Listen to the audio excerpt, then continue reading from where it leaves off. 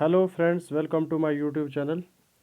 आज हम बहुत ही इंपॉर्टेंट टॉपिक डिस्कस करने जा रहे हैं जिसका नाम है टैक्स सिस्टम इन इंडिया। यानी टैक्स सिस्टम इन वर्ल्ड भी है, टैक्स सिस्टम इन इंडिया भी है। हमारे सिलेबस में जो है वो इंडिया के ऊपर है। ये हमारा टैक्स सिस्टम जो है ये फाइनेंस पॉलिसी में आता है, तो इसलिए आज हम इसको डिस्कस करेंगे टैक्स सिस्टम इन इंडिया। पहले इसके हम थोड़ा बैकग्राउंड जानेंगे, हिस्ट्री जानेंगे, टैक्सेस एक्चुअल में है क्या चीज़ और टैक्स देना क्यों ज़रूरी है और टैक्स जो है क्यों इम्पोर्टेंट है और टैक्स क्या रोल प्ले करते हैं हमारी इंडियन इकॉनमी के अंदर। देखो जी, पहले हम डिस्कस करते हैं टैक्स सिस्टम इन इंडिया। हम ब्रॉडली देखेंगे कि टैक्स सिस्टम को दो हिस्सों में डिवाइड किया गया है। एक को बोलते हैं डायरेक्ट टैक्सेस और दूसरा इनडायरेक्ट टैक्सेस। ये तो सिंपल सा है, लेकिन हम ये इसके बारे में थोड़ा डिटेल पर जानने की कोशिश करेंगे। पहले हम देखेंगे, देखो पहले आपको मैं एक चीज़ बताना चाहता हूँ, आप इस वीडियो को अच्छे से देखेंगे और इसके नोट भी बना लेंगे। ये बहुत ही इंपॉर्टेंट है, ये बहुत ही इंपॉर्टेंट है एग्जामिनेशन पॉइंट ऑफ व्यू से। इसमें से आपके 2 या 3 मार्क्स पक्के हैं और इस वीडियो से बाहर अगर आएंगे तो आप मुझे कमेंट में बता देना कि आपने गलत कहा था। इंडिया के अंदर टैक्स सिस्टम जो है ये इंट्रोड्यूस किया गया था पहली बार जेम्स विल्सन ने। कब किया था? 1860 में। और उसी साल, यानी मैंने साथ में रेलिवेंट करके देखा है, सीबीटी डिपार्टमेंट बना हुआ है जो हमारे सिलेबस में अलग से देकर है ऑर्गेनाइजेशन, उसमें हमारा सीबीटी भी है। सीबीटी क्या है? Central board of direct taxes है।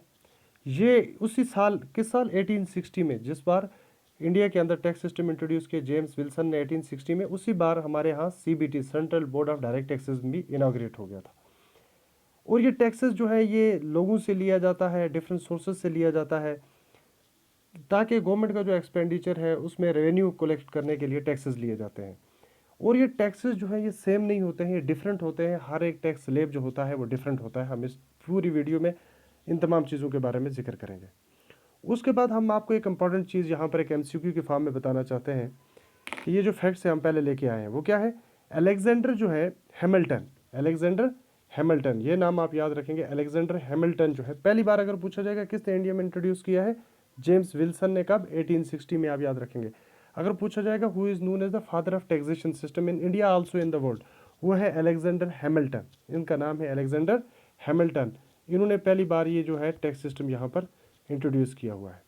सो ये मेंशन है हमारे आर्टिकल 245 टू 253 में। There is a tax act जिसको बोलते हैं इनकम टैक्स एक्ट ऑफ 1961 को इम्प्लीमेंट किया गया है, जिसके ज़रिए सीबीटी जो है एक नॉर्म्स बनाकर हर एक से टैक्स हासिल करती है। ये टैक्स जो है ये कैटेगराइज किए गए हैं दो बड़े फॉर्मेट्स में। एक होता है डायरेक्ट टैक्सेस और दूसरा होता है इनडायरेक्ट टैक्सेस। उसके बाद याद रखना है ये मेन पार्ट होते हैं हमारे फिजिकल पॉलिसी के। फिजिकल पॉलिसी वो पॉलिसी होती है हमारी इकोनॉमी में जो हमारे एडजस्ट करती है रेवेन्यू एंड एक्सपेंडिचर को। इसके ऊपर डिटेल्ड वीडियो अलग से आएगी। अब टैक्सेशन सिस्टम के बारे में थोड़ी सी और बात करते हैं। ये ओल्डर है, 2300 ईयर्स ओल्डर है इंडिया के अंदर, जिसको मेंशन किया गया था किसने? अर्थशास्त्र में कोटालिया ने, जिसको चाणक्य भी कहा जाता है। उसमें इसने मेंशन किया हुआ था, मौर्यन किंगडम की बात हो रही है ये। उस वक्त ये अर्थशास्त्र की किताब जो लिखी थी ये कोटालिया ने लिखी थी, इसमें भी इसने इसको मेंशन किया है। वर्ल्ड में अगर देखा जाए तो एंशंट इजिप्ट में 3000 और 2800 बीसी साल पहले की बात है कि टैक्स सिस्टम जो था वो इंट्रोड्यूस किया गया था। अब डायरेक्ट टैक्सेस पे देखते हैं कौन कौन से हैं। वेल्थ टैक्स याद रखना है हमने, corporate tax, personal income tax और गिफ्ट टैक्स और टैक्स ऑन प्रोफेशन, ये तमाम डायरेक्ट टैक्सेस हैं। इनडायरेक्ट टैक्सेस में आता है वैल्यू एडेड टैक्सेस यानी वेट, सेल टैक्स आता है, एक्साइज टैक्स, कस्टम ड्यूटी। ये तमाम डायरेक्ट इनडायरेक्ट दोनों टाइप ऑफ जो टैक्सेस हैं जिसको मैंने आपको कैटेगराइज करके दिखाया, ये आते हैं department of revenue, ministry of finance के अंडर। और ये टैक्स सिस्टम जो है ये हेडेड कौन करता है? इसको इसको सुपरसीड कौन करता है, रन कौन करता है? CBT, central board of direct taxes. Central board of direct taxes जो है इसको हेड करते हैं।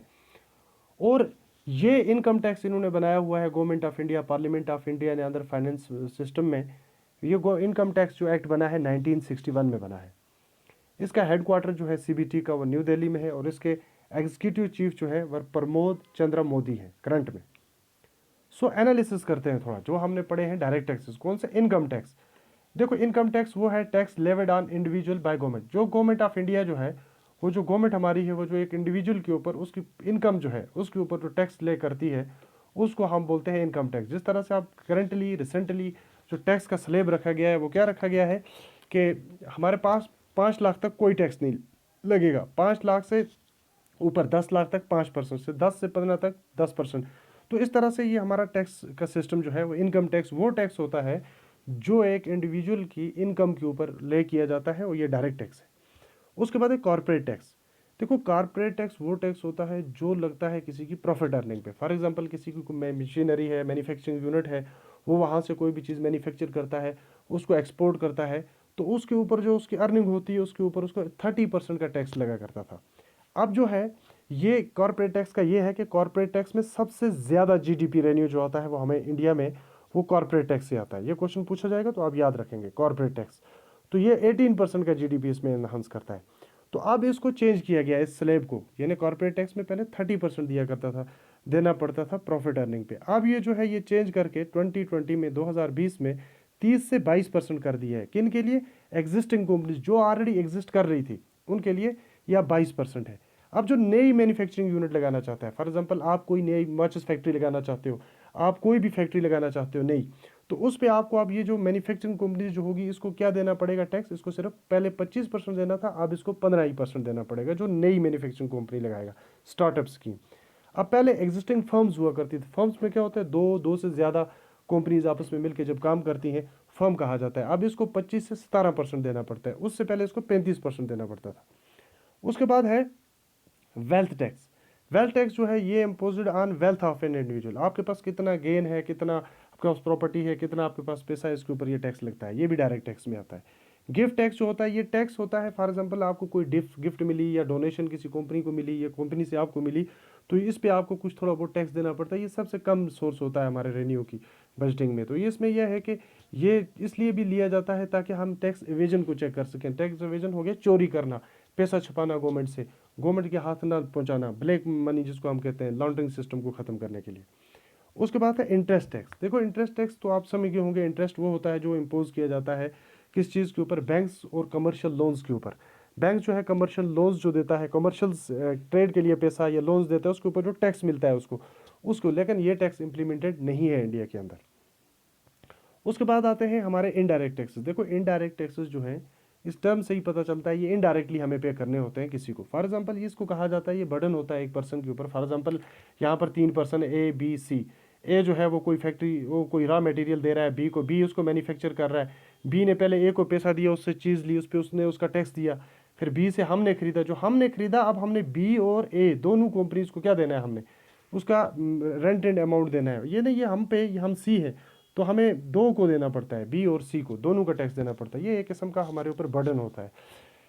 और सेंट्रल एक्साइज ड्यूटी क्या होती है? ये इम्पोज करती है central government of India on goods and services जो प्रोड्यूस की जाती है विद इन कंट्री, एक्सेप्ट कौन से? Liquor and drugs. जो आपकी शराब है या आपके कोई ड्रग है इसके ऊपर सिर्फ कौन करती है इम्पोज टैक्स? ये करती है स्टेट गवर्नमेंट। और यहाँ पर इनडायरेक्ट टैक्सेस के बारे में आप इतना भी याद रखना है कि जिसमें जितनी चीज़ें और सर्विसेज आती हैं, गुड्स एंड सर्विसेज, उन तमाम को इनडायरेक्ट कहा जाता है। तो ये अथराइज करती है कौन? Central excise duty. ये तमाम सेंट्रल गवर्नमेंट करती है, लेकिन एक्सेप्ट लिक्वर एंड ड्रग्स इसको करती है स्टेट गवर्नमेंट। उसके बाद होता है कस्टम ड्यूटीज़। देखो कस्टम ड्यूटीज़ जो है इसमें थोड़ा सा बदलाव लाया गया है। Imposed import and export of goods. देखो इम्पोर्ट होता है किसी कंट्री से चीज़ को यहाँ अपने कंट्री में लाना, एक्सपोर्ट होता है यहाँ से बाहर भेजना। तो एक्सपोर्ट क्या, इंपोर्ट क्या है? इंपोर्ट में अब कहा गया है कि इंपोर्ट में टैक्सेस को क्या किया जाए? कम किया जाए, कस्टम ड्यूटीज़ को कम किया जाए, ताकि ज़्यादा से ज़्यादा लोग मैन्युफैक्चरिंग यूनिट्स के लिए मटेरियल, रॉ मटेरियल वहाँ से लाकर यहाँ पर चीज़ें बनाएं और इंडिया के अंदर भी बेचें और फिर इसको एक्सपोर्ट करें, तो उस पर दुगना टैक्सेस हासिल करें और जिससे इंडिया के रेवेन्यू सिस्टम में काफ़ी बेहतरी आ सकती है। जिसमें एक स्कीम लाएगी है आत्मनिर्भर भारत, यानी इंडिजीनियसली। अब देखो जिस तरह से डिफेंस में कुछ चीज़ें थी 101 आइटम्स को इंडिया में रखाई गया, अब यहाँ से ही बनेगी। सर हम बहुत सारी चीज़ें इंपोर्ट, इंडिया इंपोर्टेड कंट्री है, यानी इंडिया ज़्यादा इंपोर्ट करती है, एक्सपोर्ट थोड़ा कम ही करती थी। अब 1991 के बाद जो हुआ है क्या, इंपोर्ट में एक्सपोर्ट में थोड़ा बढ़ोतरी आई है। उसके बाद होता है सर्विस टैक्सेस। सर्विस टैक्सेस आप समझते हो जो भी किसी चीज़ की सर्विस है उस पर जो इनकम आती है, उस पर जो टैक्स है, वो तमाम सर्विस टैक्सेस के अंदर आता है। इसको जीएसटी में लाया गया है 1 जुलाई 2017 में। अब वेट है वैल्यू एडेड टैक्सेस। देखो फॉर एग्जांपल आप कोई चीज़ बना रहे हो, फॉर एग्जांपल आप क्या बना रहे हो? Match sticks. उसमें आप क्या कर रहे हो? उसके लिए स्टिक्स ला रहे हो, उसके लिए आप वो फास्फोरस और सल्फर के पाउडर ला रहे हो। एक फैक्ट्री कंपनी से आपने वो लाया, एक से आपने स्टिक्स लाई, यानी इन दोनों को आपने पैसा दिया। हर स्टेज पे आप पैसा देते हो, जिसकी हर स्टेज पे, हर प्रोडक्शन पे आपको कोई पैसा टैक्स के तौर पर देना पड़ता है, उसको वैल्यू एडेड टैक्सेस कहा जाता है। यानी इसमें जो टोटल सेल आप करते हो उसमें से माने इंटरमीडिएट और कंजप्शन, यानी फॉर एग्जांपल आपने कोई चीज़ खरीदी थी, उसमें आपने उसको पैसा दिया, फिर उसके बाद आपने इंटरमीडिएट जो कंपनी है उसमें से उसको पैसा दिया, फिर जो बना के अपनी कंपनी तक मटेरियल आया ना, वो आपने बेचा, तो उस पर जो आया है वो आपका हासिल होता है। इसके बाद CNVAT है, सेंट्रल वैल्यू एडेड टैक्सेस है। इसको इंट्रोड्यूस किया गया है सेंट्रल गवर्नमेंट की तरफ से, ताकि जो हमारा टैक्स में कैस्केडिंग इफेक्ट्स होते हैं, यानी एक बंदे को बार बार हर स्टेज पे टैक्स देना पड़ता है, इसको ख़त्म करने के लिए CVAT लाया गया है। नेक्स्ट, उसके बाद हम अब बात करते हैं कि सबसे इंपॉर्टेंट चीज़ जो इस टॉपिक पे मैंने रखी है वो है GST। टैक्सेस तो मैंने आपको समझा दिए, अब GST है, गुड्स एंड सर्विस टैक्सेस जो है ये इंपॉर्टेंट है, क्योंकि इसमें से ये इंपॉर्टेंट फैक्ट बनते हैं और इसमें से पूछे भी जाएंगे क्वेश्चन। पहले नंबर पर GST क्या है? GST है goods and services taxes.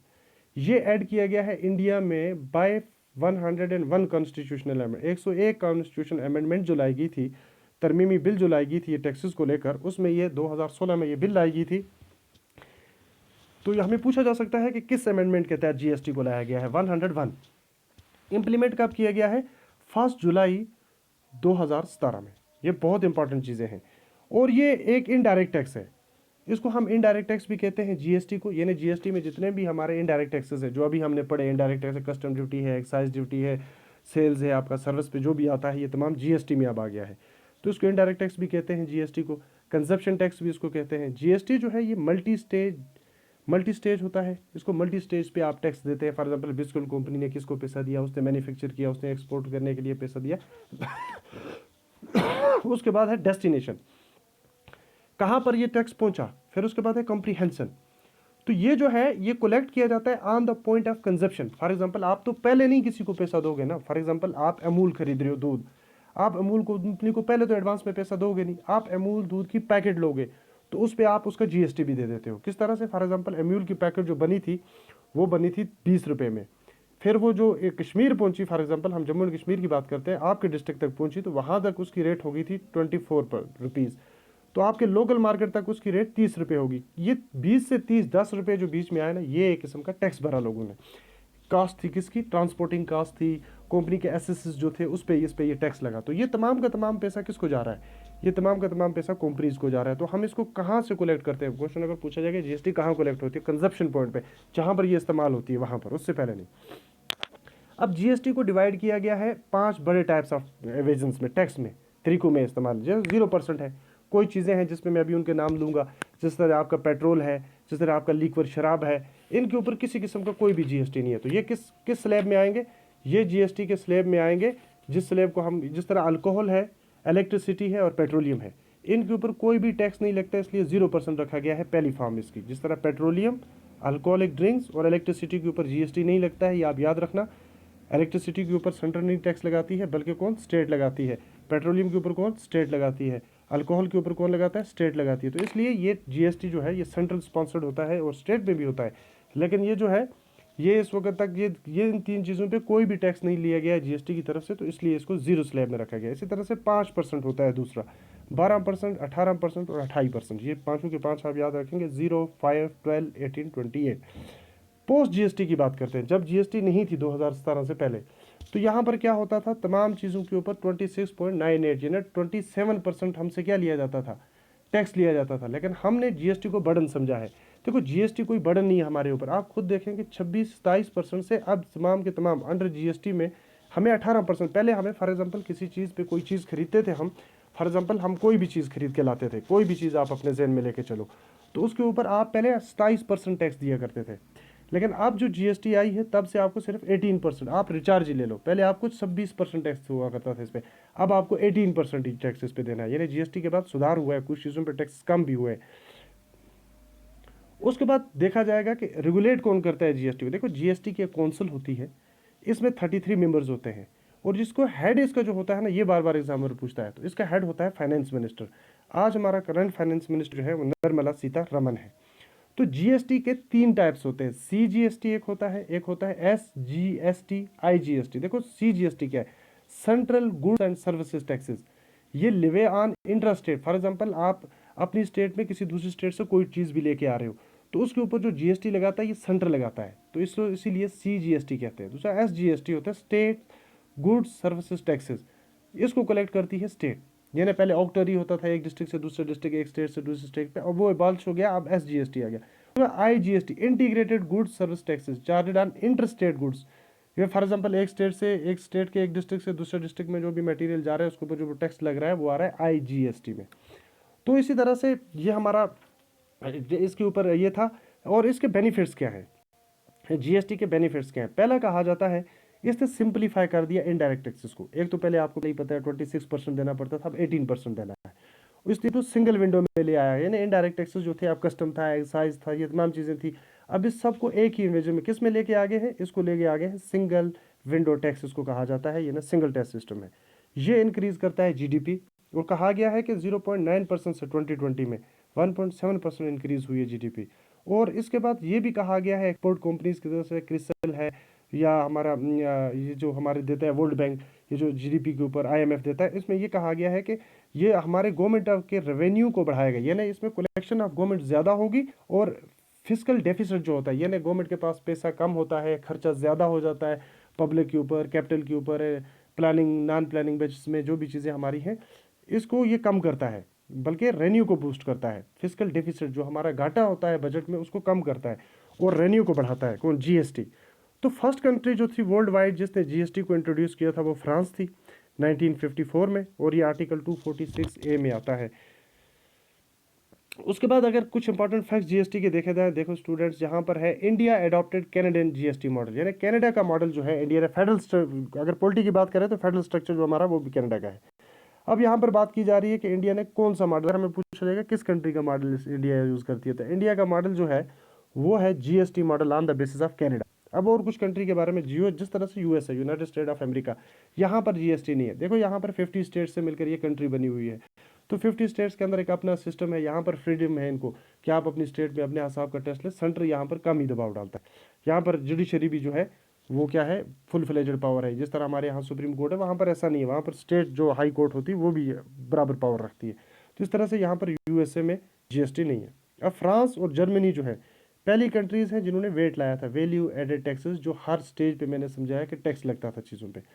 Brazil और कनाडा का है डॉल GST मॉडल, यानी इस पर डबल डिवीजन, दो बार टैक्सेस, सेंटर पे अलग, स्टेट में अलग, जिस तरह से इंडिया का मॉडल है।